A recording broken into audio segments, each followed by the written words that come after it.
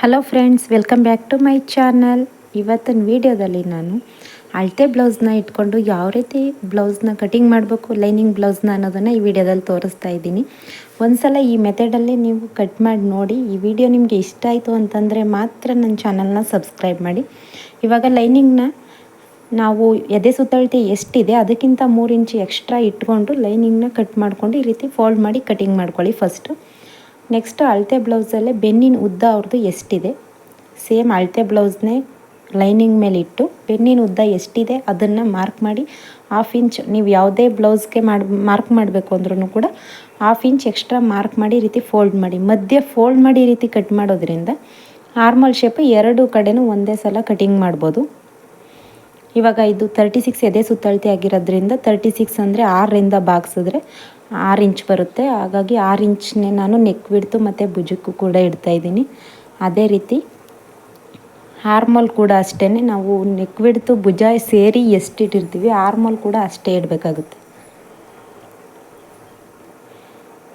ಇವಾಗ ಇದನ್ನು ಕೂಡ ಅಷ್ಟೇ, ನೀವು ಯಾವುದೇ ಅಳತೆ ಬ್ಲೌಸ್ ತೊಗೊಂಡ್ರು ಪ್ರತಿಯೊಂದು 40 ಸೈಜ್ ಆಗ್ಬೋದು, 36 ಸೈಜ್ ಆಗ್ಬೋದು, ಯಾವುದೇ ಅಳತೆ ಬ್ಲೌಸ್ ತೊಗೊಂಡ್ರು ಅದಕ್ಕೆ ಆರ್ಮಲ್ ಶೇಪು 1/2 ಇಂಚು ಬ್ಯಾಕ್ ಸೈಡ್ಗೆ ಮತ್ತು ಫ್ರಂಟ್ ಸೈಡ್ಗೆ 1/2 ಇಂಚು, ಫ್ರಂಟ್ ಸೈಡ್ಗೆ 1/2 ಇಂಚ್ ಮತ್ತು ಬ್ಯಾಕ್ ಸೈಡ್ಗೆ 1 ಇಂಚ್ ಮಾತ್ರ ಮಾರ್ಕ್ ಮಾಡಿ ಶೇಪ್ ಕೊಡಿ.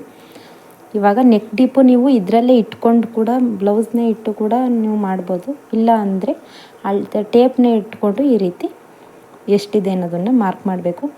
ಇಲ್ಲಿ ಕೆಳಗಡೆ ಡೀಪ್ಗೋಸ್ಕರ ಬ್ರಾಡ್ಗೋಸ್ಕರ ಯಾವುದೇ ರೀತಿ ಶೇಪ್ ತೆಗೆಯೋ ಅಗತ್ಯ ಇರೋದಿಲ್ಲ, ಯಾಕಂದರೆ ನಾವು 3 ಇಂಚು ನೆಕ್ ಬಿಡ್ತು ಇಟ್ಟಿರೋದ್ರಿಂದ ಇದಕ್ಕೆ ಯಾವುದೇ ರೀತಿ ಆ ರೀತಿ ಇಡೋ ಅಂಥ ಅವಶ್ಯಕತೆ ಇರೋದಿಲ್ಲ, ಕರೆಕ್ಟ್ ಬರುತ್ತೆ.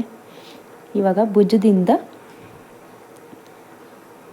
ಈ ರೀತಿ ಭುಜದಿಂದ ಮಧ್ಯದವರೆಗೂ ಪಟ್ಟಿ ಪೀಸ್ವರೆಗೂ ಎಷ್ಟಿದೆ ಅಲ್ಲಿಗೆ ಮಾರ್ಕ್ ಮಾಡಿ. ಇದು ಫ್ರಂಟ್ ಪಾರ್ಟಲ್ಲಿ ಮತ್ತು ಉಕ್ಸ್ ಪಟ್ಟಿಯಿಂದ ಪಟ್ಟಿ ಪೀಸ್ವರೆಗೆ ಎಷ್ಟಿದೆ ಅಲ್ಲಿಗೆ ಮಾರ್ಕ್ ಮಾಡಿ. ಎಲ್ಲಕ್ಕೂ ಅಷ್ಟೇ 1/2 ಇಂಚ್ ಮಾರ್ಜಿನ್ಗೋಸ್ಕರ ಸೇರಿಸಿ ಮಾರ್ಕ್ ಮಾಡಿ. ಇದು ಸೇಮ್ ಅಷ್ಟೇ ಇರೋದ್ರಿಂದ ನಾನು ಯಾವುದೇ ಸೇರಿಸ್ನಿಲ್ಲ.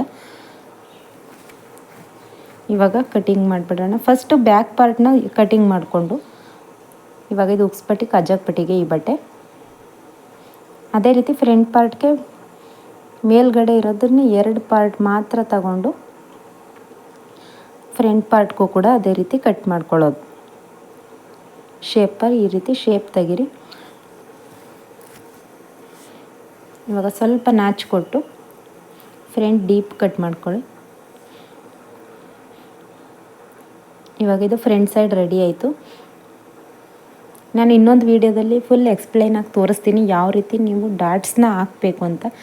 ಹೀಗೆ ಹಾಕಬೇಕು, ಇಷ್ಟೇ ಇಂಚ್ ಹಾಕಬೇಕು ಅದೇನಿಲ್ಲ. ಅವ್ರದ್ದು ಅಳತೆ ಬ್ಲೌಸಲ್ಲಿ ಎಷ್ಟಿರುತ್ತೆ ಅಷ್ಟೇ ಡಾಟ್ನ ಯಾವ ರೀತಿ ಹಾಕಬೇಕು ಅನ್ನೋದನ್ನು ನೆಕ್ಸ್ಟ್ ವೀಡಿಯೋದಲ್ಲಿ ತೋರಿಸ್ತೀನಿ.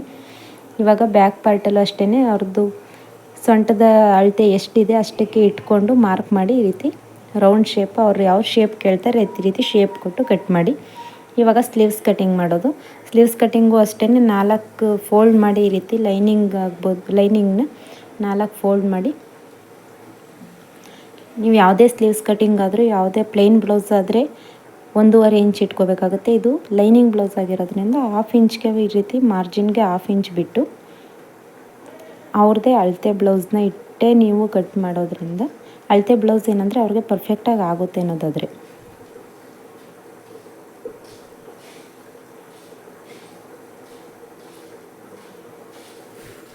ಅಳತೆ ಬ್ಲೌಸ್ನ ಇಟ್ಟು ಇವಾಗ ಇಲ್ಲೂ ಕೂಡ ಅಷ್ಟೇ 1/2 ಇಂಚ್ ಮಾರ್ಜಿನ್ಗೋಸ್ಕರ ಬಿಟ್ಟು ಕಟಿಂಗ್ ಮಾಡ್ಕೊಳ್ಳಿ.